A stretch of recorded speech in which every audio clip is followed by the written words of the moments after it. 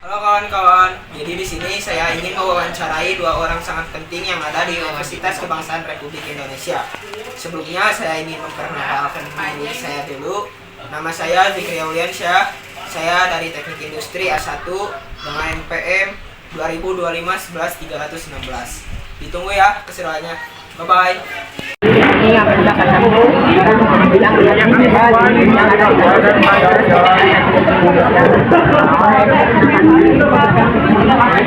Halo teman-teman, nama saya Iksan Ripandi dari Universitas Kebangsaan Republik Indonesia, diamanahi sebagai ketua periode 2024-2025. kita akan nanya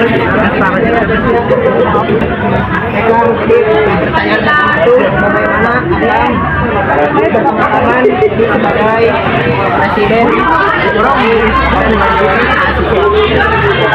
Oke teman-teman, jadi sebelum saya pada titik hari ini sebagai ketua BEM, sebelumnya saya banyak belajar juga di himpunan di UKM. Saya semenjak semester 3 ya, sejak semester 3 aktif di himpunan sebagai pengurus, kemudian juga aktif di UKM sebagai pengurus, dan juga aktif di eksternal di kami sebagai pengurus, dan juga sebagai ketua Karang Taruna juga di daerah. Jadi ketua Karang Taruna daerah itu 2021 sampai 2024 kemarin. Terus juga di kaminya saya sebagai bidang pengembangan sekretariat untuk 5 kampus. Terus di himpunannya sebagai bidang pengembangan aparatur organisasi, di UKM-nya sebagai bidang pengembangan sumber daya anggota. Sampai semester 5 juga aktif di UKM dan juga di Badan Pengawas Pengurus ya. Begitupun di BEM dari semester 3 dan mencalonkan dirinya itu di semester 5 teman-teman.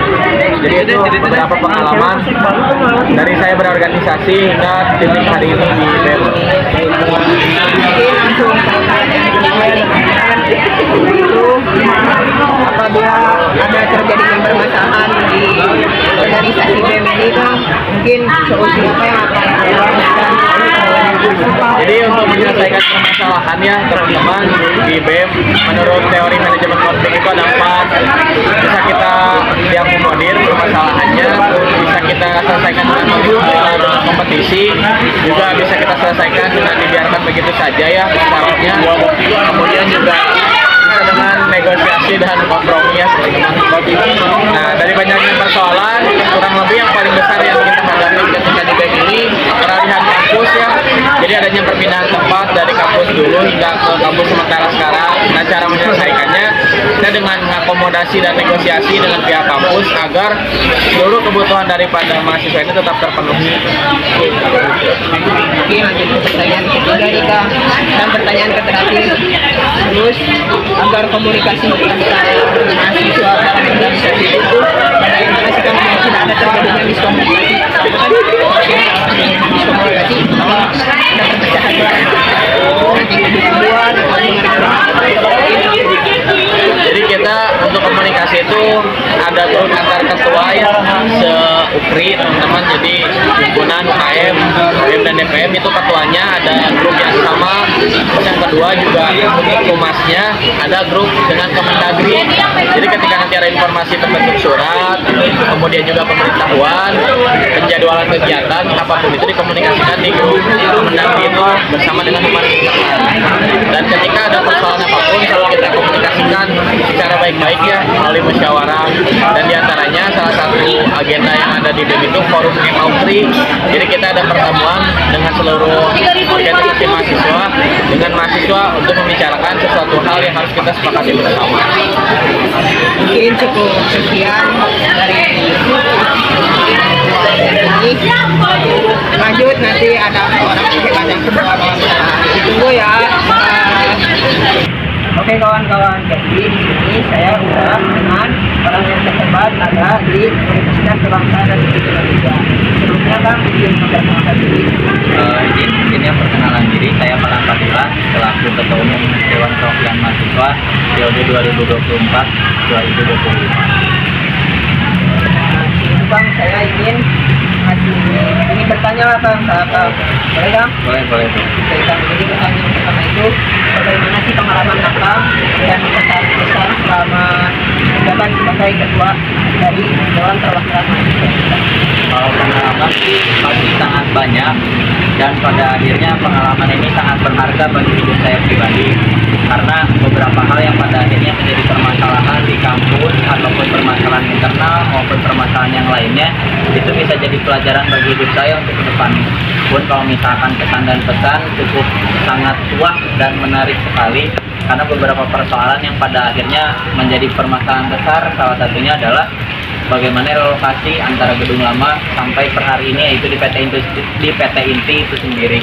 Pun itu secara dinamikanya sangat besar dan sangat saya rasakan, tapi jauh lebih dari itu adalah salah satu pelajaran yang berharga bagi saya, bagaimana menggunakan jabatan ini untuk pada akhirnya membantu manusia yang lain. Mungkin lanjut ke pertanyaan kedua ya kawan-kawan. Nah, jadi apabila terjadi permasalahan Kang di organisasi BPM ini, mungkin apa sih solusinya untuk menyelesaikan masalah itu?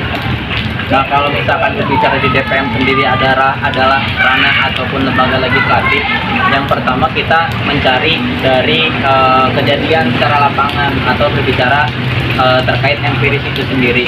Bagaimana pada akhirnya permasalahan ini terjadi dari awal bahkan sampai terjadi itu seperti apa. Pun kalau misalkan secara penyelesaian, kalau misalkan di kami di DPM itu ada yang namanya produk hukum ataupun kebijakan. Nah, itu juga menjadi salah satu bentuk perumusan masalah ataupun penyelesaian masalah pada akhirnya ketika memang masalah ini terlaksana ataupun masalah ini terlihat. Salah satunya adalah timbul kebijakan atas dasar ya tadi pengalaman empiris ataupun yuridis secara undang-undang ataupun landasan hukum itu sendiri. Lalu lanjut ke pertanyaan ketiga ya kawan-kawan, agar komunikasi antar organisasi dan agar lancar lah tidak adanya terjadinya miscommunication. Mungkin gimana sih Kang? Kalau misalkan berbicara kedekatan, mungkinnya lebih kepada kedekatan antar ormawa itu sendiri agar komunikasi berjalan baik. Menurut saya mungkinnya per hari ini rata-ratanya salah satu bentuk representatif dari ormawa itu sendiri atau ketua bahkan pengurus dari organisasi-organisasi tersebut itu secara tidak langsung harus bisa membara, katakanlah membara dalam artian ya pada akhirnya bersosialisasi dengan kawan-kawan yang lain ataupun dengan kawan-kawan di luar dari organisasi tersebut. Karena salah satu bentuk yang saya coba ambil pada akhirnya segala sesuatu keresahan ataupun apapun terkadang kita tidak berani untuk menyampaikan karena yang pertama tidak dekat, entah itu dengan ketua ataupun pengurus.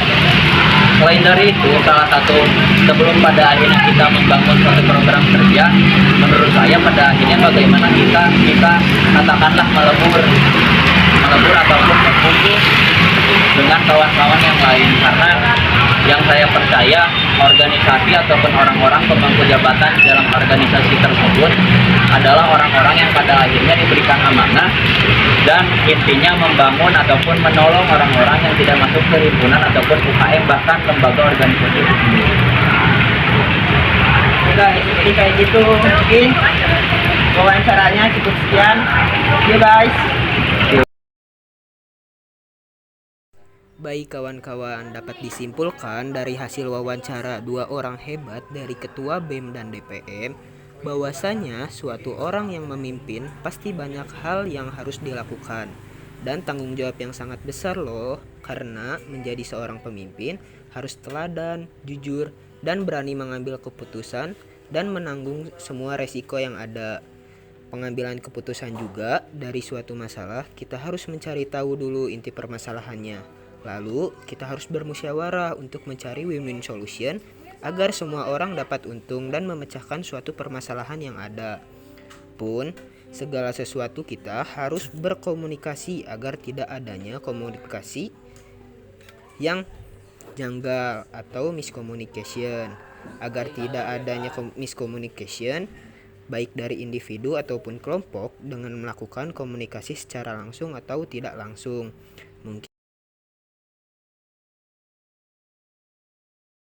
Hai kawan-kawan, jadi mungkin cukup sekian video dari saya. Maaf ya kalau semisal saya masih ada salah kata, mohon dimaafkan. Cukup sekian. Assalamualaikum warahmatullahi wabarakatuh. Dadah. Ini apa, Bu?